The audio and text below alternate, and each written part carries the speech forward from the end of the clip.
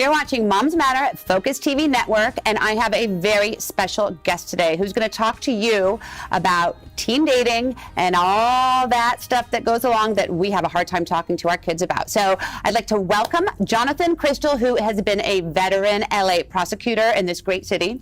Thank you so much for being here with us. Happy to be here. Thank you. I mean, you speak all over this city. You are so educated about what you're doing, and you are also a violence prevention specialist. That's right.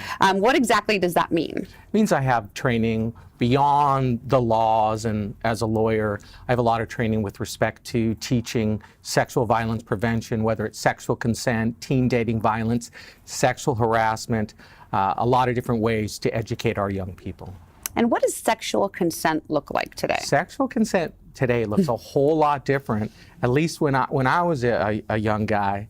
And essentially, the standard when I was a teenager was no means no. And Right. that's what my mom taught me. If you hear no, you stop. And that has changed completely. Now the standard, as it should be, is yes means yes. If you don't hear an affirmative yes or something equivalent to yes, you stop. The lack of a no or physical resistance never means consent. And it's incredibly important for everyone to understand that, particularly our young people. And when are we having these conversations with our kids? I mean, I have 4 girls. I think it's a little different, gender-wise, but when do we have these conversations so that they are equipped and ready when they start dating? Yeah, well, it's different for every parent. I have 3 sons, 16, 14, and 10. And because for the last few years I've been talking with my older sons about it, my little guy hears, he understands. Obviously, the younger kids are typically better informed. They see what's going on in the family household, but it's never too early. And perhaps the conversation isn't about sex with the younger children. Perhaps it's about, hey, you don't have to give that relative a hug if you don't want to. It's your choice. It's your body. You get to decide, those types of things. It's never too early.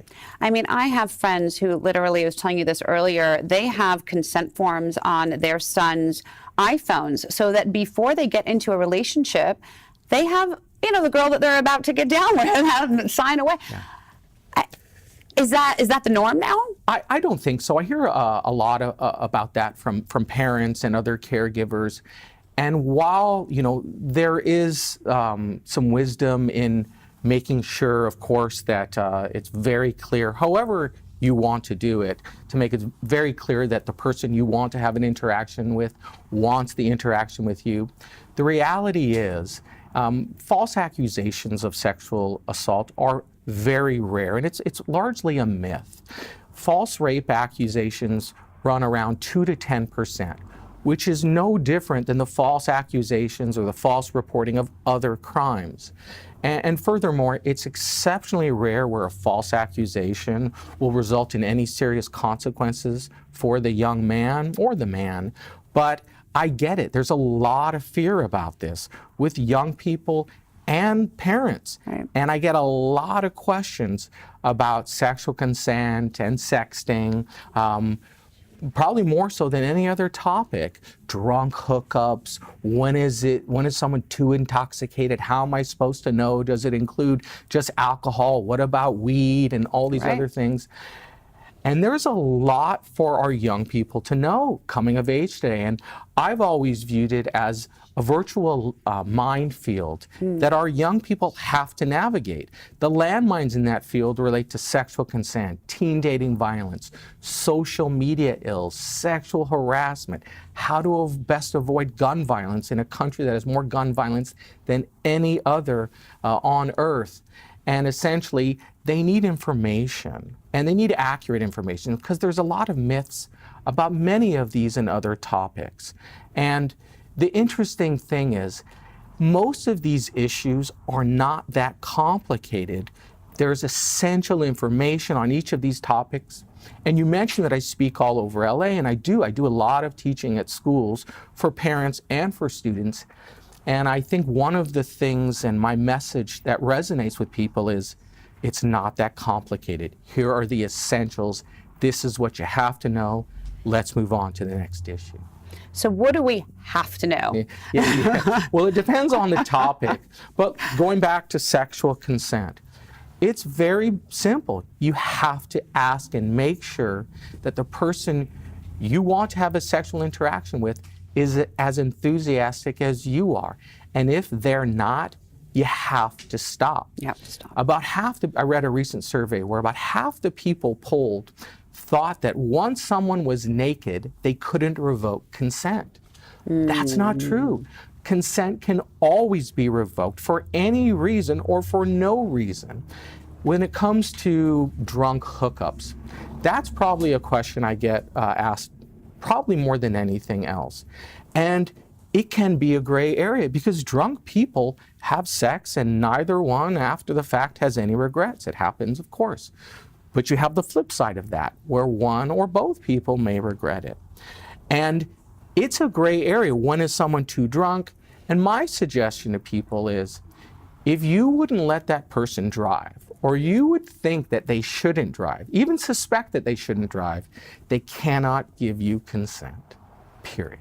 That's a great rule. I think that's a great rule. Makes a lot of sense.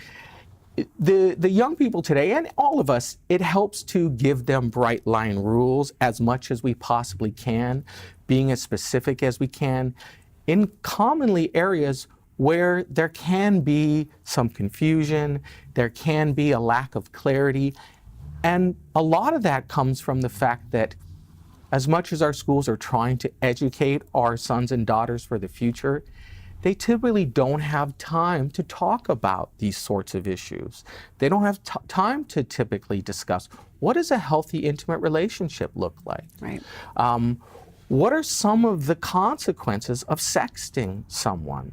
Not just legally, because it's a felony, it's a very serious crime, but what can be some of the social and emotional consequences?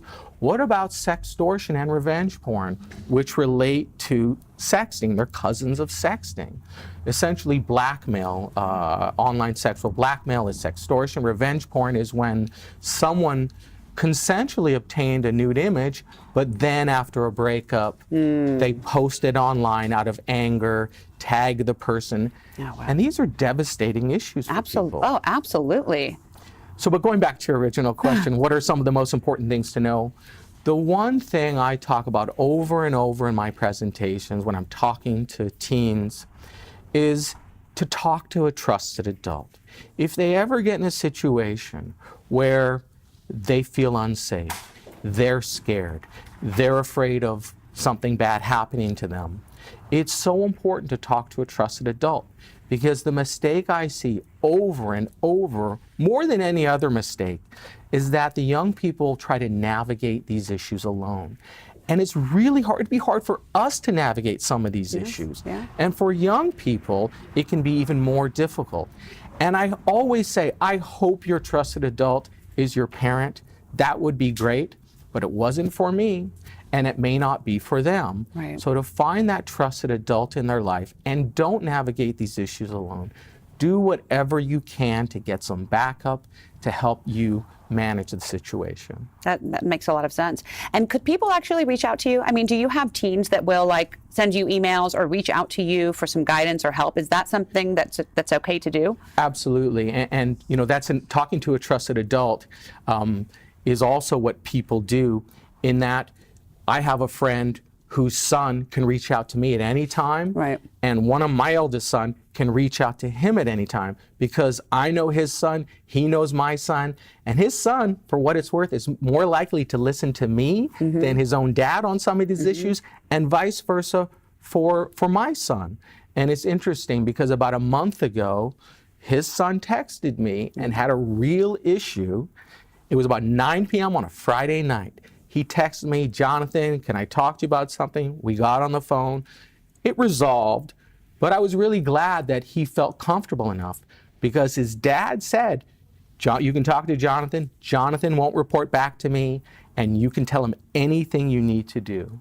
And that's one of the things I give advice to parents about, that if you're not sure your child would talk to you, find that friend, that adult friend of yours, that they have a close relationship, and see if that will be your child's trusted adult. Well, I think that's a great tip because I'm actually going to go home and do that over dinner tonight. I'm going to have this conversation with my kids that if you feel like you've messed up so badly that you can't come to me or your father, we have such close friends that you do know you can go to who won't report back to me. And I think that's such great advice to give our teens. We all need so much help. You know, as much as the research I've done and talking to many experts in different fields related to topics in my forthcoming book, one thing I find over and over is that we're all trying to figure this out. There are no true experts.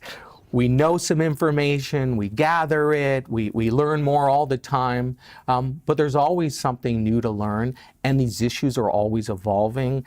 And talking to other parents is really important for all of us to do. It is. And we are so grateful to have had you on the show today. Thank you. So much great information. I can't wait to come and hear you speak very soon and to read your book. Thank you. And thanks again for being here with us on the show. It was my pleasure. And you saw it right here on Focus TV Network. We had Jonathan Crystal. Make sure to check out his book, which is coming out very soon. We're very excited about it.